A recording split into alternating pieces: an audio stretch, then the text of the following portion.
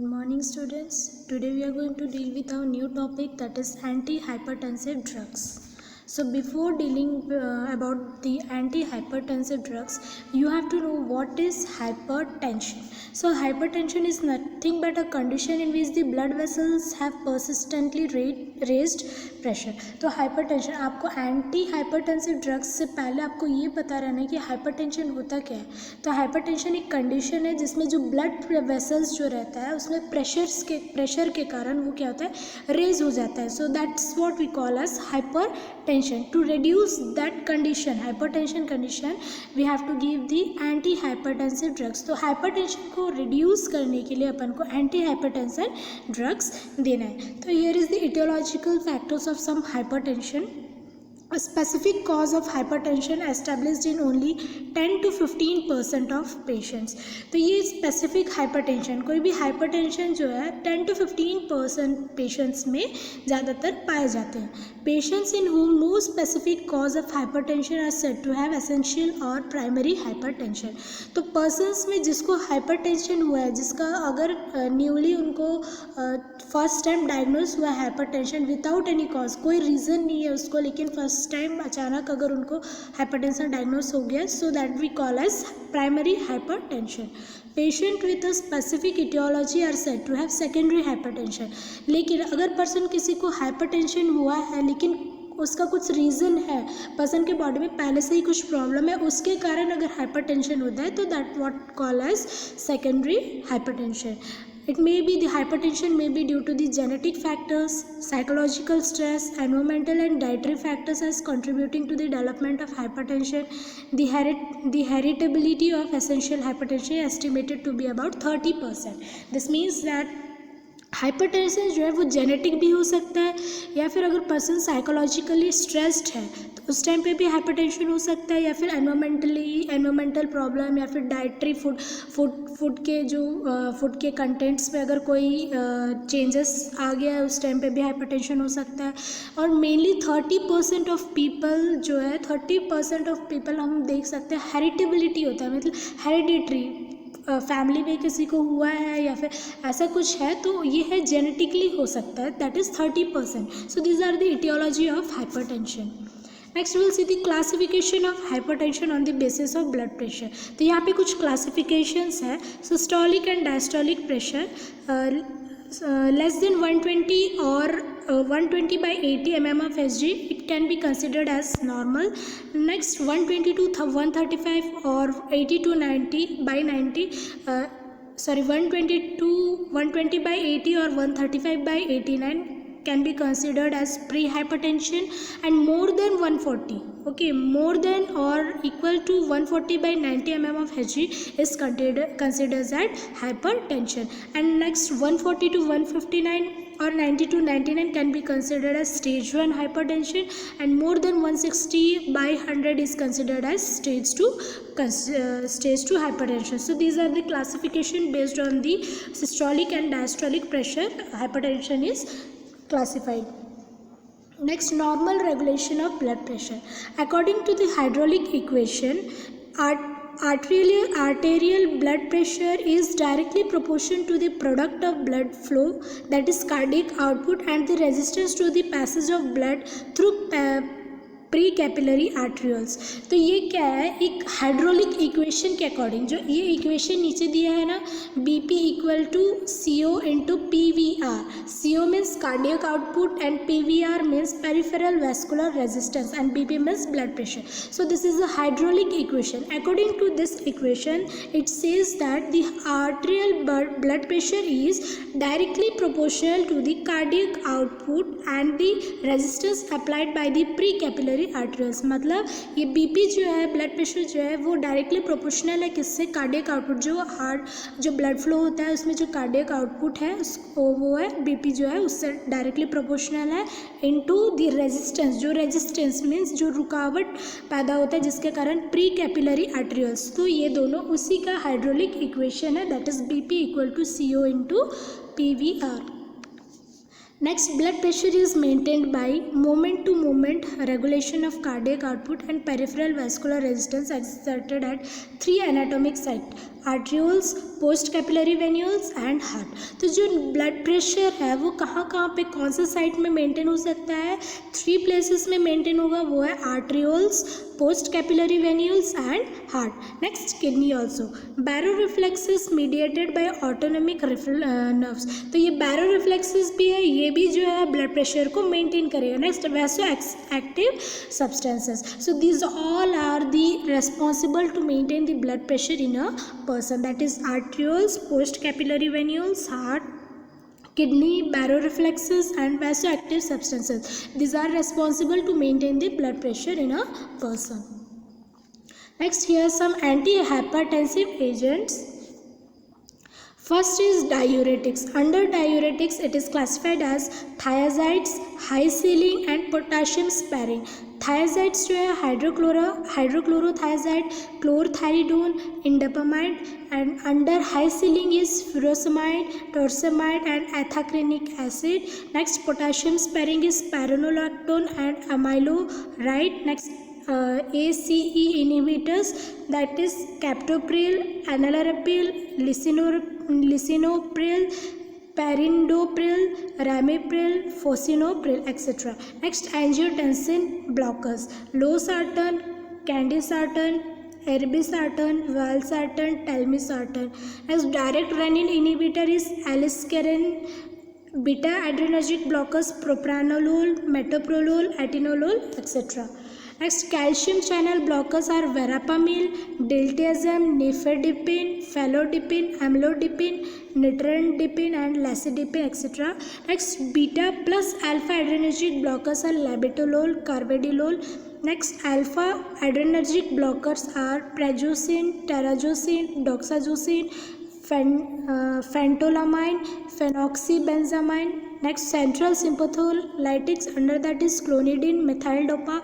Next is vasodilators, under it is arteriolar, under that is hydralazine, minoxidil and diazoxide. Arteriolar plus venous is sodium nitroprusside and others. Last is others, under that is adrenergic neuron blockers and ganglion blockers. So these are the all antihypertensive agents. These are the hypertensive drugs which are classified according to their work. Next, sites of action of the major classes of hypertensive drugs. So here are the sites where the organs, in which parts these drugs are affected. So here we can see first is vasomotor center. So vasomotor में कौन से drugs effectful है, जैसे methyl dopa, clonidine, guanabenzine and guanafacine. So these drugs are effectful in vasomotor center only. Next is sympathetic nerve terminals, under that is guanethidine, guanadrel and reserpine. Under is beta receptor of heart is propranolol and other beta blockers. Under sympathetic ganglia is trimethophan. Next is angiotensin receptor of vessels, under that is losartan and angiotensin receptor blockers. Alpha receptor vessels के under आएगा आपका prazosin and other alpha blockers.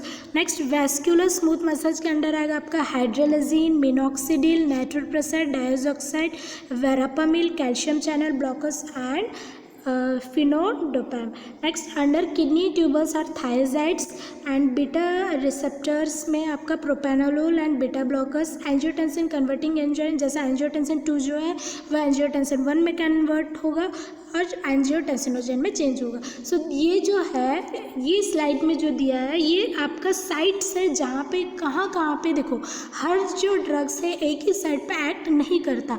तो जितने भी anti hypertensive drugs है उसका अलग अलग लोकेशंस है, साइट्स है जहाँ पे ये खुद ब खुद जाके वहाँ पे एक्ट करता है. So these are the sites where the anti hypertensive drugs get effected. First we'll deal about the drug that is diuretics. Under that is first is thiazide diuretic. Thiazide diuretics such as hydrochlorothiazide and chlorthalidone lower blood pressure initially by increasing sodium and water excretion. तो first thiazide diuretic क्या करता है? ये एक drug है जो कि blood pressure को रिड्यूस करेगा प्लस सोडियम एंड वाटर के एक्सक्रीशन में हेल्पफुल है. Next loop diuretics. डायूरेटिक्स के अंदर एक ड्रग है that is loop diuretics. Inhibitors of epithelial sodium transport at the late distal and collecting ducts such as furosemide and ethacrynic and reduce potassium loss in the urine. तो ये जो loop diuretics है this are also effectful in the distal and collecting ducts.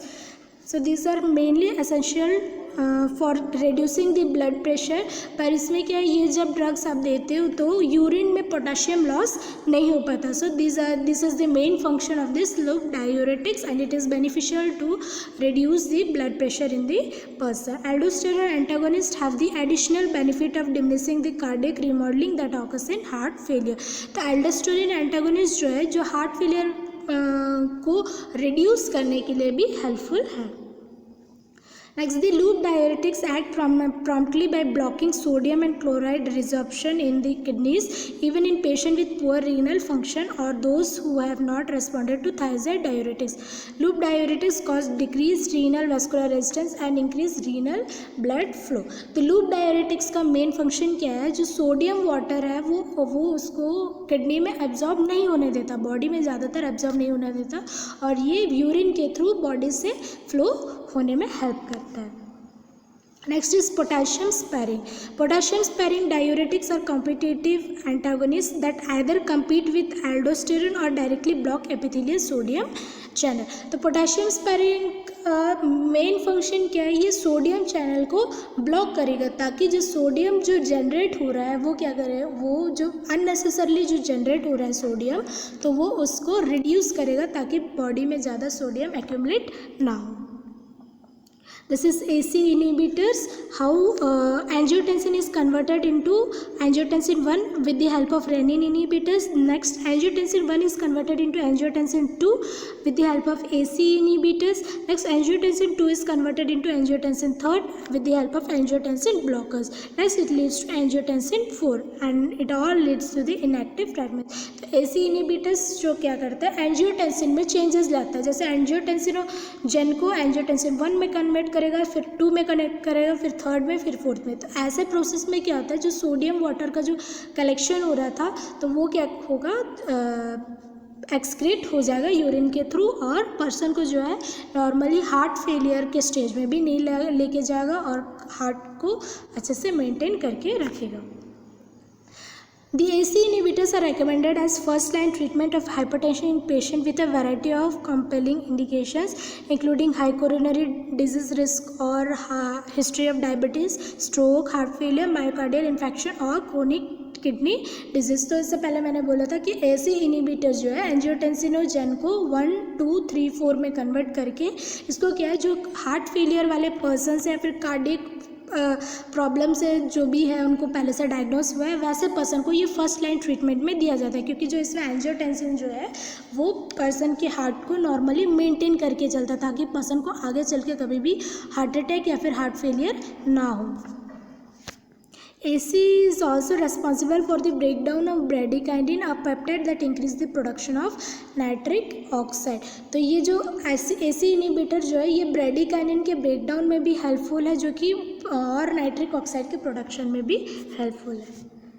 AC inhibitor decrease angiotensin 2 and increase bradykinin levels. Vasodilation is result of decreased vasoconstriction and enhanced vasodilation. तो main AC inhibitor क्या क्या है, वो vasodilation जो है blood vessels के dilation में help करते हैं ताकि उसमें ज़्यादातर ब्लड प्रेशर ना हो.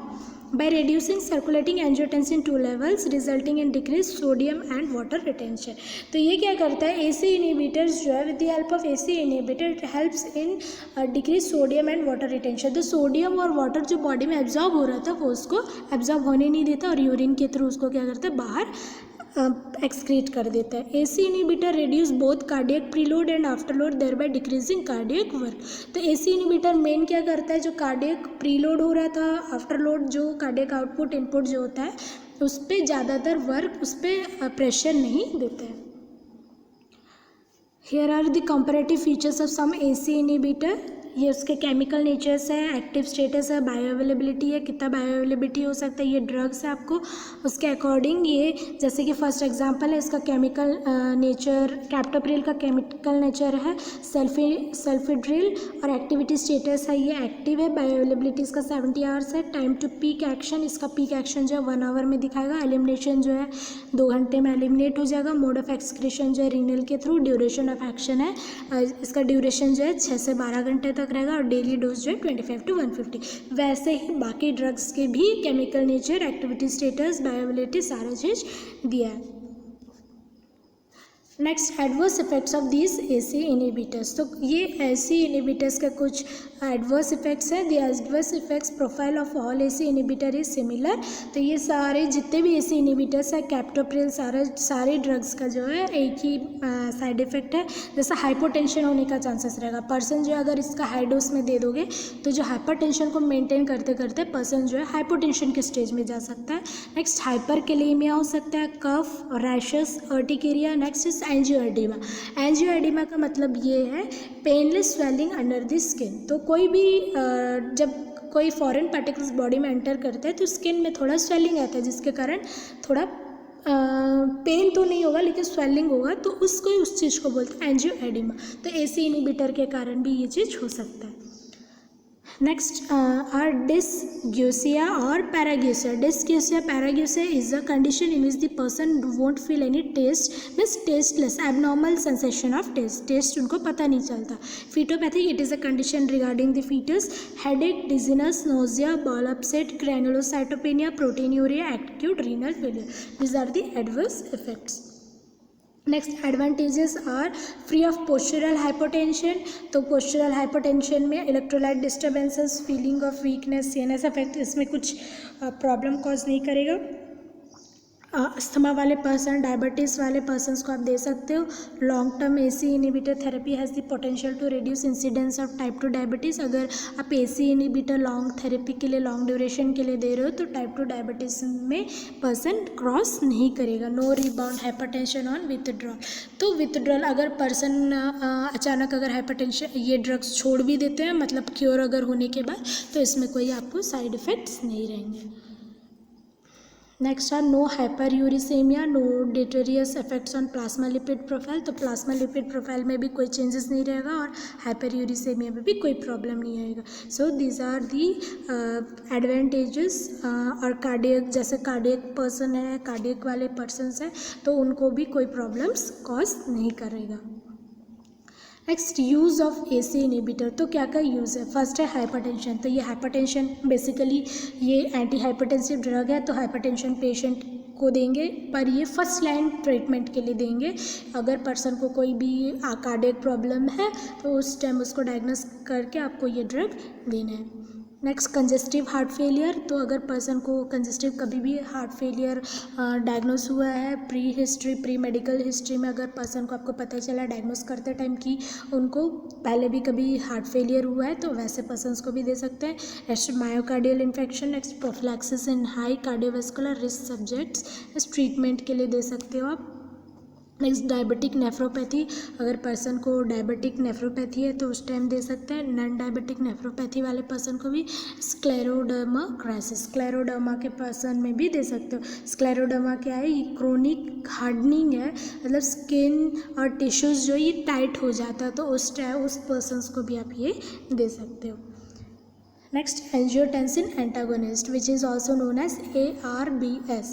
तो एंजियोटेंसिन एंटागोनिस्ट ये अदर और एक क्लासिफिकेशन है एंजियोटेंसिन एंटागोनिस्ट, जिसके अंदर आपके ड्रग्स आएंगे losartan, candesartan, valsartan, telmisartan, olmesartan and irbesartan. तो these pharmacological effect of ARBS are similar to those of ACE inhibitors. तो जो भी हम फार्माकोलॉजिकल इफेक्ट, जैसे ये एंजियोटेंसिन, जैसे एंजियोटेंसिनोजन से लेके एंजियोटेंसिन 1 में कन्वर्ट होगा, 2 में कन्वर्ट होगा, 3 में, 4 में, वैसे ही ये भी इसका फार्माकोलॉजिकल इफेक्ट भी सेम है जैसे ACE इनहिबिटर में हमने देखा था। ARBS produce arterial and venous dilation and block aldosterone secretion. तो ये भी क्या करता है? एल्डोस्टेरॉन सिक्रेशन को ब्लॉक करेगा, ब्लड प्रेशर को रिड्यूस करेगा और सॉल्ट वाटर के रिटेंशन जो हो रहा था, जो एब्जॉर्प्शन ज़्यादा हो रहा था बॉडी में, उसको एब्जॉर्प्शन नहीं होने देता है। तो ARBs do not increase bradykinin levels and it is used as first line agent. ये भी जो है हाइपरटेंशन के लिए फर्स्ट लाइन एजेंट, जैसे AC inhibitor first line drugs दे सकते हो, वैसे ही एंजियोटेंसिन भी फर्स्ट लाइन ड्रग के तौर पे दे सकते हो। Selective renin, next is direct renin inhibitor. A selective renin inhibitor, aliskiren, directly inhibits renin and thus act earlier in the renin. तो ये जो renin inhibitor है, तो ये क्या करता है, जो renin जो responsible था हाइपरटेंशन को कॉज करने के लिए, उसको क्या करेगा, रिड्यूस करता है। And as well as it also reduces the blood pressure which has already increase in a person. तो ये जो पर्सन में ब्लड प्रेशर इंक्रीज है उसको भी रिड्यूस करता है। और लेकिन इसके कुछ साइड इफ़ेक्ट्स है, जैसे डायरिया कॉज हो सकता है, कफ, एंजियोएडिमा, तो ये सारे कॉज हो सकते हैं। और ये प्रेगनेंसी वाले पर्सन को नहीं देना है, that is aliskiren drug should not be given to a pregnant woman. Next is beta adrenergic blocker. Beta adrenergic blockers are mild antihypertensives and do not significantly lower blood pressure in normotensives. In stage 1 case of hypertension patients, beta adrenergic are used alone. तो ये जो है beta adrenergic blockers normal person को नहीं देते। जब person normal से pre hypertension, hypertension, उसके बाद जब स्टेज 1 में जाता है, उस टाइम पे ये ड्रग, बस एक ही ड्रग दिया जाता है, that is beta adrenergic blockers in order to reduce the blood pressure. Next under beta adrenergic blocker is propranolol. Propranolol जो है ये फर्स्ट बीटा ब्लॉकर है जो कि effective in hypertension and ischemic heart disease. तो पर्सन जिसको hypertension हुआ है as well as ischemic heart disease हुआ है, तो ऐसे पर्सन्स को दिए जाते हैं। And it has now been largely replaced by cardio selective beta blockers such as metoprolol and atenolol. तो मिटोप्रोलोल और एटिनोलोल के बदले भी आप प्रोपेनोलोल ड्रग्स दे सकते हो। बेसिकली जो है ये बीटा एड्रेनर्जिक ड्रग्स जो है ये स्टेज 1 में जो पर्सन्स रहते हैं, ब्लड प्रेशर वाले पर्सन, हाइपरटेंशन, तो उसको रिड्यूस करने के लिए दिया जाता है। Next metoprolol and atenolol. Metoprolol and atenolol are cardio selective. तो ये जो कार्डियक वाले पर्सन्स को ट्रीटमेंट के लिए दिया जाता है जिसमें हाइपरटेंशन भी एक डायग्नोसिस हुआ है। तो जिसको कार्डियक वाला प्रॉब्लम है, रिस्क है उनको, तो ऐसे पर्सन को देते हैं। Next other beta blockers are nadolol, carteolol, non selective beta receptor antagonist, betaxolol, bisoprolol. तो ये सारे ड्रग्स का एक्शन एक ही है, in order to reduce the blood pressure which has been already diagnosed in a person with hypertension, stage 1 hypertension. तो उसको reduce करने के लिए आपको ये ड्रग्स देने हैं। सो this is the same slide. Next is other beta blockers are labetalol, carvedilol, nebivolol. I have both beta blocking and vasodilating effect. तो ये जो अदर बीटा ब्लॉकर्स है जैसा labetalol, carvedilol हो गया, ये क्या करता है, बीटा ब्लॉकिंग, बीटा को क्या करेगा, उसको ब्लॉक करेगा और डायलेशन, जो ब्लड वेसल्स है उसको डायलेशन होने में हेल्प करेगा। क्योंकि अगर डायलेशन नहीं हुआ तो उसमें ब्लड का जो प्रेशर अगर ज़्यादा हो गया तो ब्लड वेसल्स जो है वो डिस्टर्बेंस, टेयर होने के चांसेस रहते हैं। तो उसको रिड्यूस करने के लिए it is helpful in vasodilating effects. Next is alpha adrenergic blockers. तो ये अदर क्लासिफिकेशन है, उसके अंदर है आपका prazosin, terazosin and doxazosin. Prazosin is a prototype alpha 1 adrenergic blocking agent, और ये आपका एक अल्फा 1 एड्रेनर्जिक ब्लॉकिंग एजेंट है प्राजोसिन। टेराजोसिन जो है ये लॉन्ग एक्टिंग ड्रग है और it is reduce arterial pressure by dilating both resistance and capacitance vessels. तो ये जो क्या करता है, आर्टेरियल प्रेशर, जो ज़्यादा प्रेशर हो रहा था वेसल्स में, एक नॉर्मल पर्सन में अगर आर्टेरियल प्रेशर ज़्यादा हो रहा है तो उसको रिड्यूस करता है क्या, प्राजोसिन, जो अल्फा एड्रेनर्जिक ब्लॉकर्स जो है वो रिड्यूस करेगा और जो ब्लड वेसल्स है उसको डायलेट करेगा। So this are the main action of this drug. Other alpha adreno receptor agents, तो सेम एक्शन है इसका भी। Next is centrally acting adrenergic drug. First is clonidine. Clonidine acts centrally as an alpha 2 agonist to produce inhibition of sympathetic vasomotor centers, decreasing sympathetic outflow. This leads to reduced total peripheral और decreased blood pressure. तो clonidine जो है ये blood pressure को reduce करता है और methyl dopa भी सेम एक्शन है. तो ये सारे जो है सेंट्रली एक्ट करते हैं और सेंट्रली एक्ट करके नॉर्मल पर्सन जो हार्ट फेलियर वाले पर्सन, जो भी कार्डियक वाले पर्सन्स को दिए जाते हैं. Last is our vasodilators. Under vasodilator is hydralazine, dihydrolazine and minoxidil, not used as primary drugs to treat hypertension. These vasodilators act by producing relaxation of vascular smooth muscles. तो ये जो vasodilators है ये hypertension को reduce नहीं करेगा. In case ये बस आपका जो स्मूथ मसल्स है, आर्टरीज, आर्ट्रियोल्स जो है जो स्ट्रेस में चल रहा है, प्रेशर में चल रहा है ब्लड के कारण, उसको क्या करेगा, रिलैक्स करेगा और ब्लड वेसल्स को डायलेट करेगा. Both agents produce reflex stimulation of heart. तो ये जो है myocardial contractility, heart rate, oxygen consumption, इसको क्या करता है, थोड़ा बहुत इंक्रीज करेगा. Hydralazine is an accepted medication for controlling blood pressure in pregnancy induced hypertension. तो जो प्रेग्नेंट मदर्स है उनको अगर हाइपरटेंशन अचानक during her pregnancy she got diagnosed with hypertension, at that time you have to give this hydralazine drug. So जो person mother जो है pregnant है, प्रेगनेंसी के टाइम पर अगर उनको हाइपरटेंशन डायग्नोस हुआ है तो उसको रिड्यूस करने के लिए हाइड्रोलाजाइन ड्रग दिया जाता है. So here the topic of our anti hypertensive drug ends. Thank you so much.